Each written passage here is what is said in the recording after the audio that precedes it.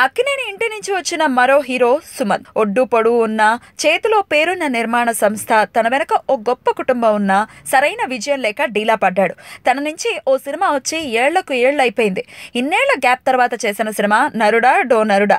బాలీవుడ్ లో ఘన విజయం సాధించిన చిత్రం విక్కీ డోనర్ కి తెలుగు రీమేక్ ఇది. పల్లవి సుభాష్ హీరోయిన్ గా నటించిన ఈ చిత్రానికి మల్లిక్ రామ్ దర్శకుడు.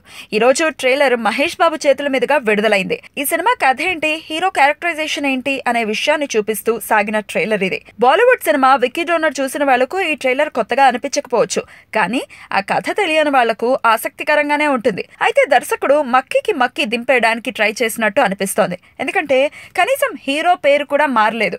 బాలీవుడ్ లో హీరో పేరు విక్కీ, ఇక్కడ అంతే. అయితే ట్రైలర్ లో హీరో వేసే చిలిపి వేషాలు, సరదాగా బ్యాక్గ్రౌండ్ స్కోరు, చిలిపి డైలాగులతో ఆహ్లాదకరంగానే మలిచాడు. స్పర్మ్ డోనర్ అనేది తెలుగు ప్రేక్షకులకు అంతగా రుచించని విషయం. అయితే దాన్ని కూడా హుందాగా చూపించే ప్రయత్నం సాగినట్టు అర్థమవుతోంది. ఈ సినిమా కేవలం కామెడీని మాత్రమే నమ్ముకుందని ట్రైలర్ చూస్తే తెలుస్తోంది. ఆ కామెడీ కాస్త గట్టిగా వర్కౌట్ అవుతే సుమంత్ నిరీక్షణ ఫలించినట్టే.